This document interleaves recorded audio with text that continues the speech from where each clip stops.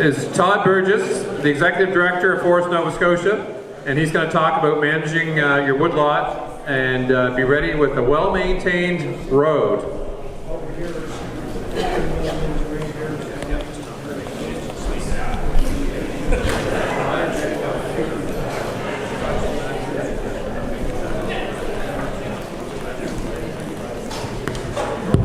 Good afternoon, everyone. Haven't heard a lot of people talk about the tariffs lately. I've been involved with it a lot with some of the organizations I've been involved with.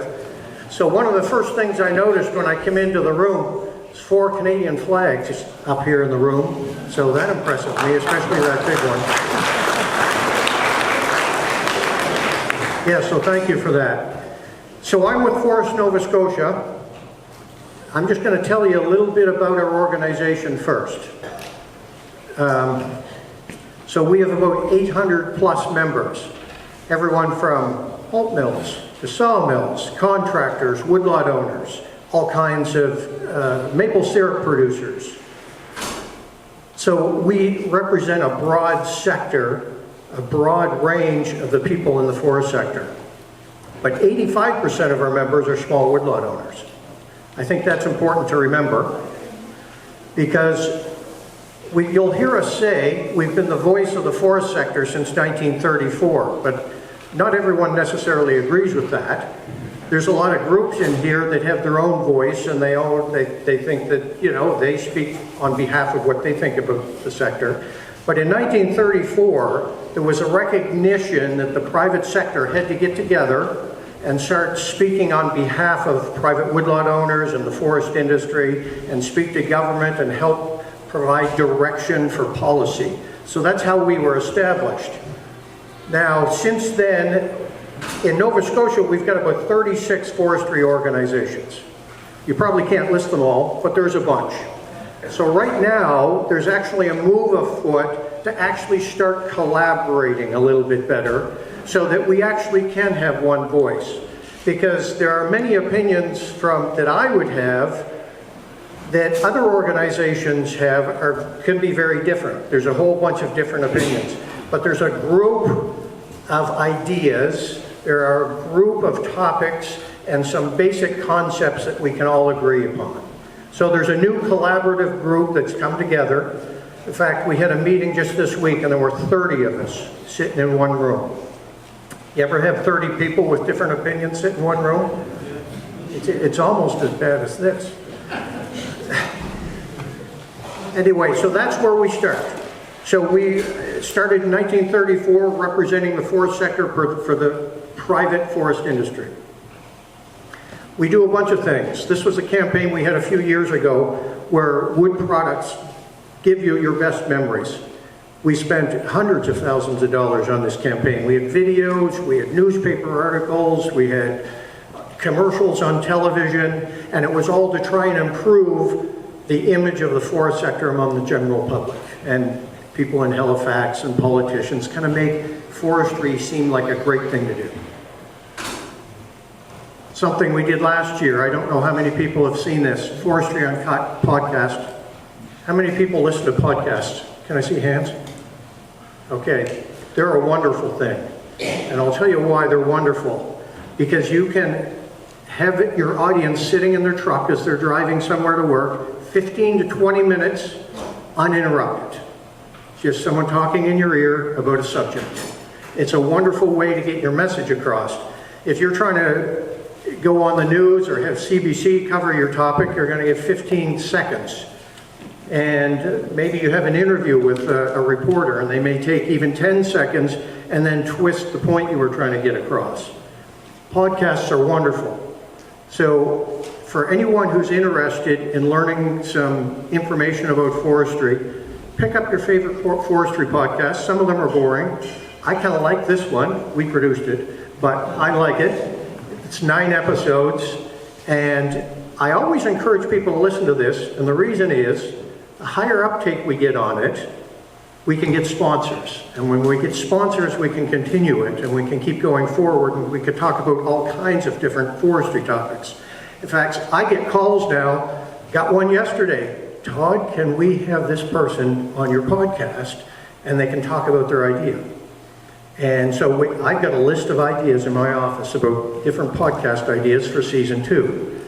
But right now it's so flippin' expensive to produce them that we need more uptake. Now the people who listen to it, we actually have what we call an 85% consumption rate. Does anyone know what that means? Neither did I. I didn't know what that means. But what it means is 85% of the people who click on the podcast listen to it 100% of the way through. In fact, on episode 5, we have 114% consumption rate. That means 100% of the people will listen to it all the way through, and then 14% of the people go back and listen to it all the way through again. It's good. You should listen to it. You can find it on Spotify, Apple Podcasts. You can go to our website, click on listen to the podcast, start at season 1, episode 1, and listen all the way through. There's another program we have called Our Trees. None of this is funded by government, by the way. This is from money that we raise from private sector companies, different programs that we apply for. Our Trees, company formerly known as, was Domtar. The Paper Excellence funded a lot of this over the past number of years, so thank you to them. But Our Trees, each year we give about 20,000 seedlings away. Some people, Dave Sutherland here, who plants millions, thinks 20,000. But what this is one seedling at a time to someone who has the fortitude to go on a website, put their name down, their email address, their phone number, their postal code. So that means we know they're riding. We know who they, not exactly who they vote for, but in general we do.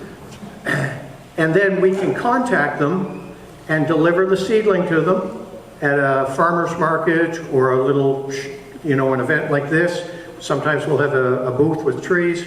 We know who we're talking to, and we can have a conversation one-on-one about forestry. And when you have a conversation with someone one-on-one about forestry, they can then trust you and you can trust them. It's way, way better. Our list of people that signed up for our Trees program now, we've got 10,000 people on a mail distribution list.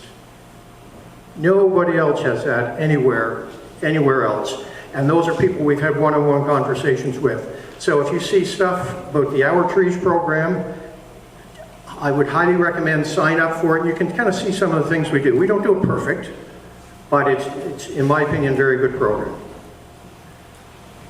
Okay, now I'm going to get to the reason why most of you are hoping what I would talk about. Managing woodlot can be complicated and it can be expensive.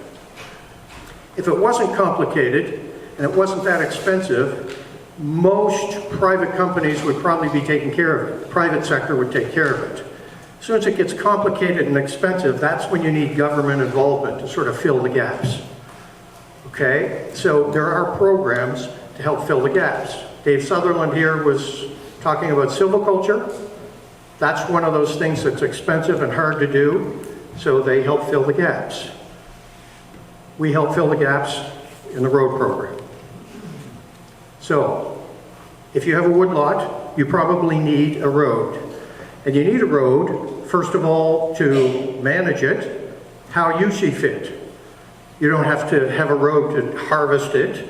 Well, you do in order to harvest it, but there's lots of other things you do in your woodlot that you need a road.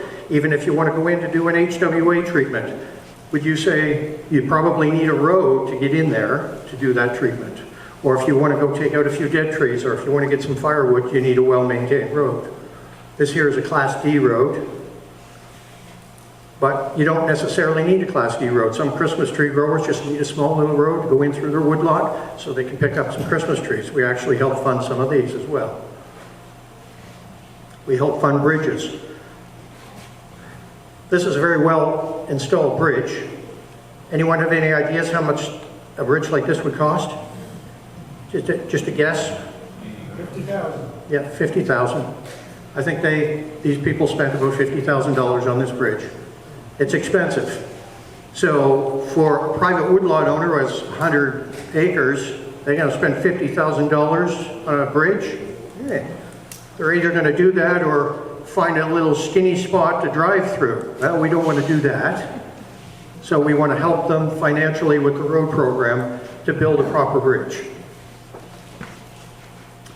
There's also roads like this that go into a managed woodlot. This would be a Class E road, which is a little bit smaller. The right-of-way is not quite as big, but many of you may have roads like this in your woodlot. So here's some road program basics that we help fund. If you're approved for a road, then you can get funding for up to $13 a meter for a new road, Class D road, up to $9 a meter for maintaining your existing road. That's if you're graveling and grading, ditching, then you can get up to $9 a meter. $8 a meter if you're building a Class E road. We have definitions for Class D and E are, and you can get up to $1,000 for a culvert. All of that to a maximum of $5,000 a year. Certain road standards must be met. You can't just go scratch a little trail that only your truck can get in. It needs to be a certain standard. If you are crossing a stream, you need to make sure your contractor is watercourse alteration certified. That's important. Either because what you may think is a stream or isn't a stream, oh, that's just runoff. That could be a stream. So it's important that who's ever installing your culverts or a bridge is watercourse alteration certified. And you need to submit a shapefile or a map. A map is fine, as long as it's a good one.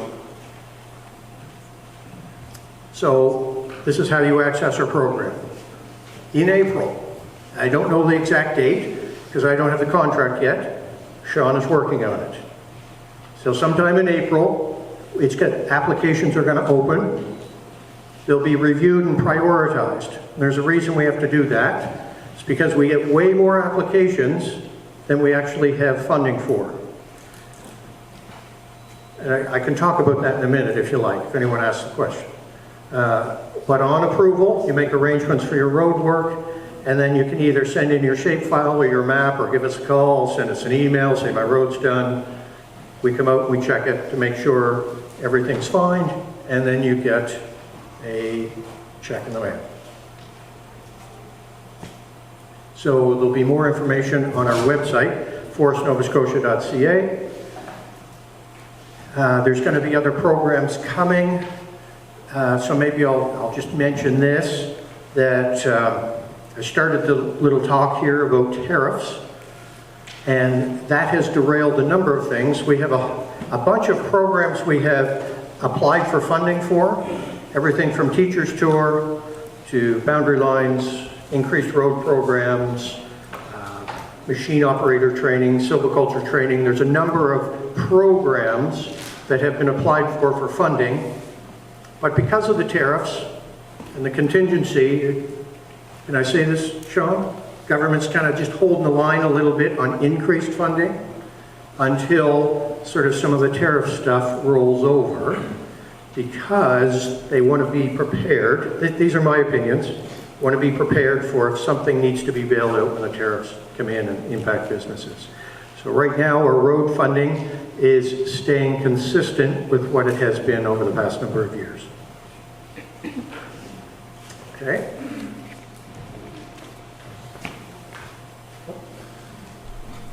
Yeah, that's not me. Any questions?